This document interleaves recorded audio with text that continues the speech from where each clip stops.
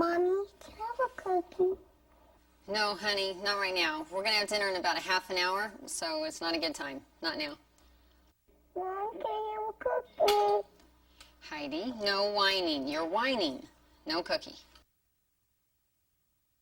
Mommy. Heidi, no. Now you stop that whining right now. Mommy, I want a cookie. Heidi, no. You're whining. You stop that whining or I'm going to send you to your room. Can I please have a cookie? Heidi, please stop the whining or I'll have to punish you. Mommy. Okay, Heidi, okay. Stop the whining and I'll give you a cookie.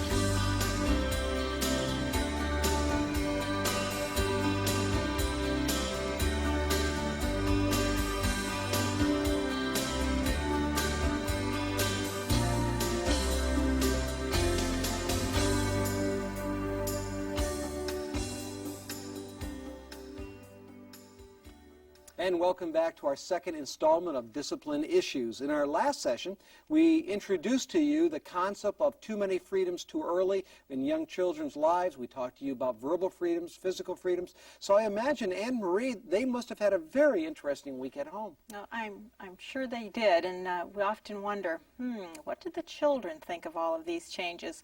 And I just want to encourage you one more time as parents to remember that you are in a process, and so are your children. So be patient with yourselves, be patient with your children, and go through the process that God is taking you. That's right, Anne-Marie, and in this particular session, we're going to be talking about, sibling rivalry and temper tantrums and whining and power struggles and a host of those everyday behaviors that seems to rob mom and dads of the joy of parenting. This is the second installment of Discipline Issues. Get ready. We'll be right back.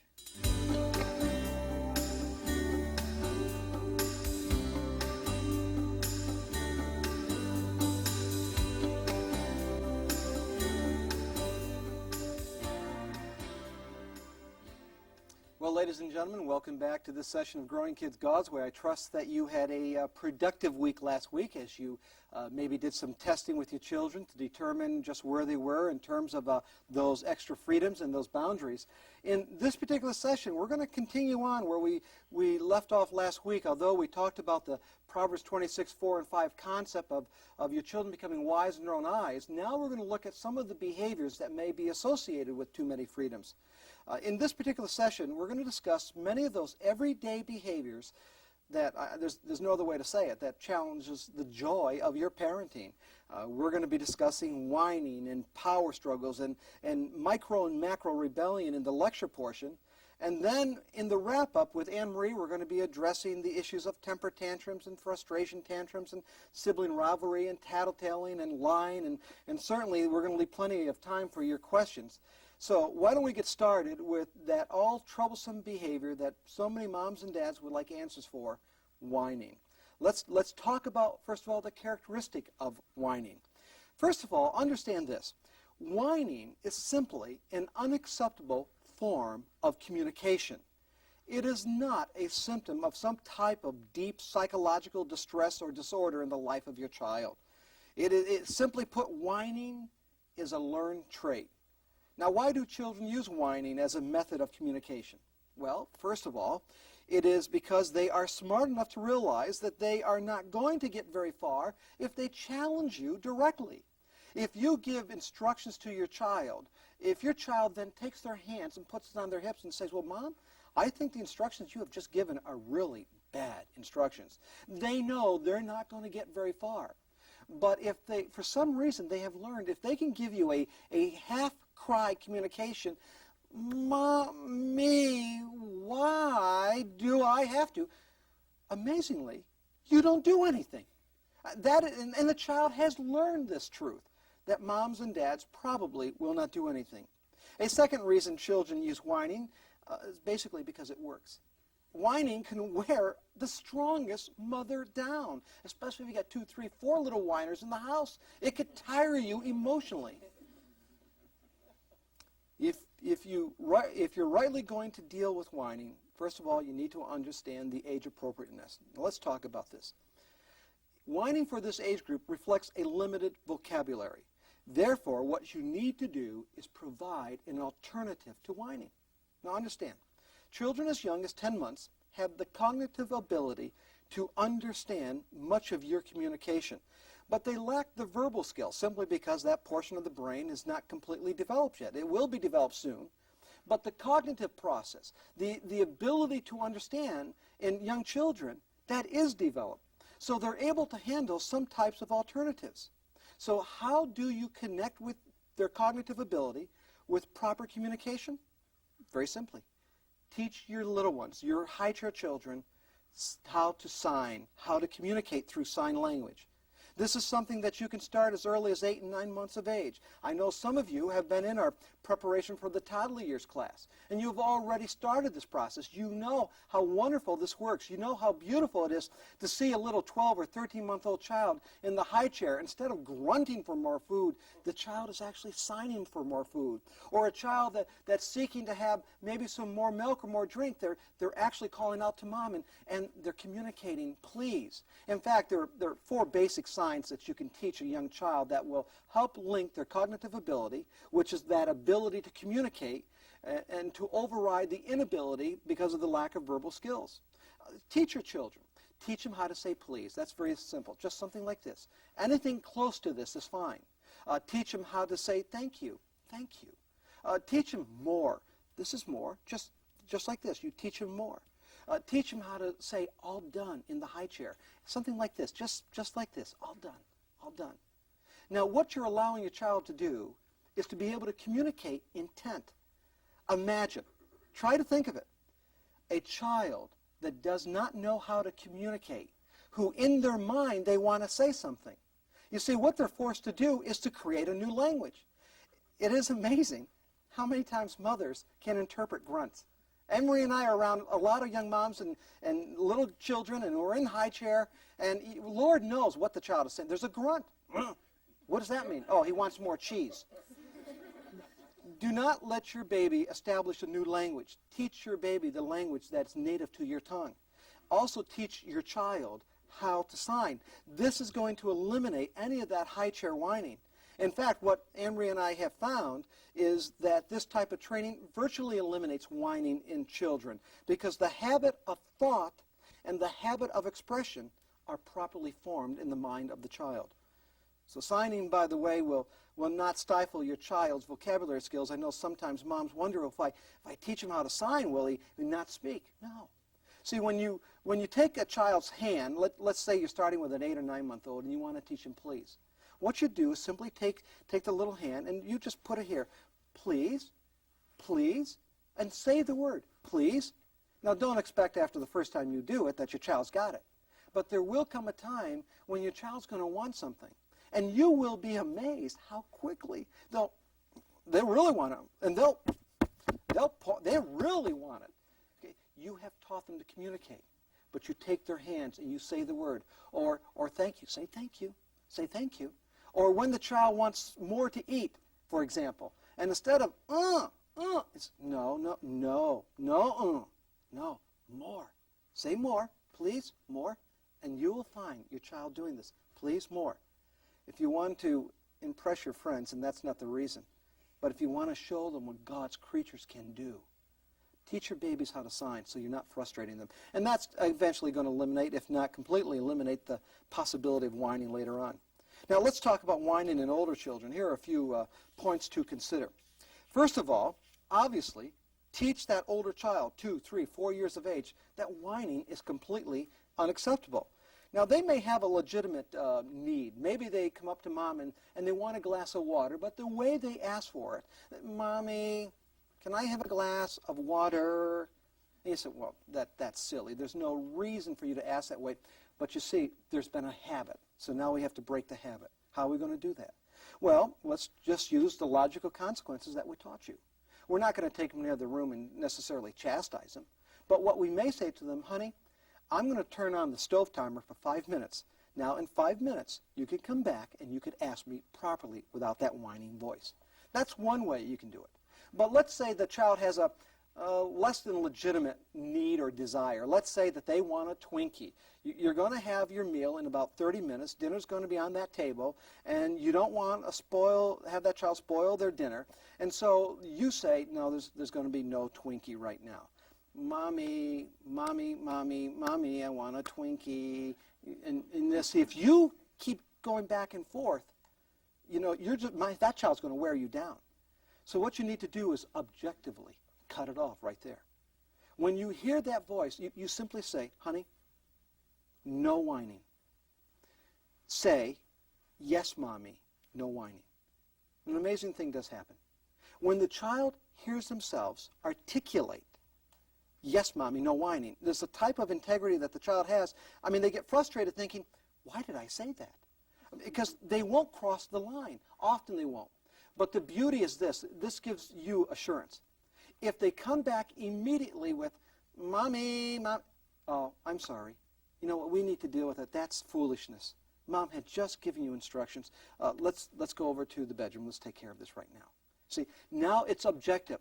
The child chose to disobey even after you were gracious enough to call the child to eliminate this simply through saying, no whining, yes, mommy. So that's how you can take care of it with the older children. Let's move to power struggles. This is very important to Anne-Marie and I, that you understand how not to get into a power struggle. What are they? Power struggles result when parents fail to exercise, now get this, their authority wisely. Wisely is the key word. That is, they allow themselves to be forced into a must-win situation over a seemingly minor conflict.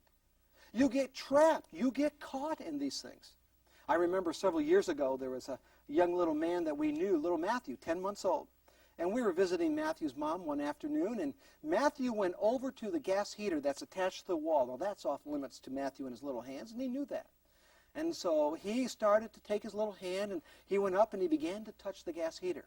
Mom said, Matthew, remove your hand. And so Matthew just stood there. And so Mom got up, rightfully. She came over, and she took his little hand and said, that's a no. And she just gave him a good swat that got his attention. And Mom said, do you understand, Matthew? And that little guy looked up at Mom, looked at the gas heater, and he went, actually just kept his hand there, and then he took it off. And Mom took his hand and said, Matthew, I said no, swatted a little harder. He looked at her. Mom took his hand, swatted again. Now listen, he touched it again, and he put his hand up. Go ahead, swat it again. And the mother did, and then she turned to us and says, what do I do? And Anne-Marie and I both said, just go back to the couch now. Sit down. And so the mother said, Matthew, you obey. She went back to the couch. She sat down. Now, Matthew, in that moment, looked at Mom, looked at the gas heater, and then just crawled down the hall a little bit, made a little grunt, and then crawled back over to Mom. Mom was amazed. How come? How come he stopped then? Well, it's because of this. And we have seen this over and over and over again. When Mom stood right there, toe-to-toe with this child, she did not allow the child, even at 10 months, to surrender with dignity. Basically, Mom said, I'm big, you're small, I'll win on this thing. But when Mom went back to the couch after giving her instructions, in fact, what happened is she allowed the little guy to surrender with dignity. Now, what kept the child in challenge? Amazing, right? Isn't it, these young kids? The very fact that you would stand there, that standing in front of the child is simply saying, go ahead, I dare you. That's not biblical parenting. To create the challenge in the mind of the child doesn't know, the child doesn't have wisdom to say, you know what, this isn't a fair fight, I'm going to back off. Child doesn't have that wisdom. So what you need to do is you need to walk away. Go back to where you were. Surely if the child touches it, pick the child up, deposit the child in the crib instead of getting into a power struggle. Because when you enter a power struggle, someone's going to lose, and usually it's mom. Power struggles it's just not healthy for the family. And you know, there are days when children wake up. It is a strange phenomenon with children. Only mothers know this. Dads, you don't know this. Only mothers know this. There are days when your kids wake up, right? They wake up with a death wish, huh? And they think, today is a good day to die. And I'm going to take the woman with me on the way out. I mean, they have this. They'll look for any power struggle. Right? Those are the days that you really want to avoid the power struggles, understanding your child. But let them surrender with dignity. Let's take up the third discipline issue that I'm going to be presenting. Then, of course, as I said, Anne-Marie is going to be joining me in the longer wrap-up. I want to talk to you about micro versus macro rebellion. You will remember when I chatted with you about active and passive rebellion. Active rebellion, of course, is the type of rebellion that a child is openly defiant. Passive rebellion is child is less, it's just as defiant, it's just not open. Remember that we outlined for you in our workbook passive rebellion. See, the child that would do something cute to get out of doing what they're supposed to do, or the child that constantly says, Mommy, I forgot. That's a form of passive rebellion. Or maybe the child that will do something good to get out of doing exactly what they were told to do. Passive rebellion, all right? But when I talk about micro versus macro rebellion, I'm not talking about active and passive now. I'm going to take active rebellion, the concept of direct defiance, and now I'm going to split it for you. Now, you understand? I'm taking active. I'm going to split it for you into two categories. Some children are macro. Macro means large, macro means big. Some children are macro in the rebellion. In fact, ladies and gentlemen, by the grace of God, most of your children are macro in the rebellion. That's good, because you know exactly where they are, exactly what they're thinking. It's not hard to monitor their little sin natures. You know what's going on. That's macro. Most of our grandchildren are macro. I'll pick on my beautiful little Whitney, blue-eyed Whitney. She loves life. She loves life. But Whitney's a classic macro rebellious child, like most of your children. So when Amy said, Whitney, Mommy has just washed the tile floors. I want you to stay on the carpet. Don't go in the kitchen. It wasn't long when Amy was in the back room that somehow Whitney had a need to get into the kitchen. And when she found out that she could slide across the kitchen floor, that in fact that this was some form of entertainment. And of course, when Mom came in and found her there, Mom dealt with Whitney. Now, when Whitney crossed the line, she crossed it big. I mean, I just enjoy all of this sin. This is just so good. Okay? Now, that's a normal child. Some of you, maybe in this room, some of you poor parents, we don't know if it's the sin of the child or the sin of the parent that brought this on you. But some of you in this room have perhaps a micro-rebellious child. Micro, meaning small. This is the child that you have to understand that loves the line. Our Caitlin, our granddaughter, Amy, Paul and Jenny's daughter, that they're working with her, she is a micro-rebellious little one. The micro-rebellious child loves the line. When Jennifer said to Caitlin, Mommy has just washed the kitchen floor. Now, Caitlin, I want you to stay on the carpet. Do not go on the tiles. This is what Caitlin did.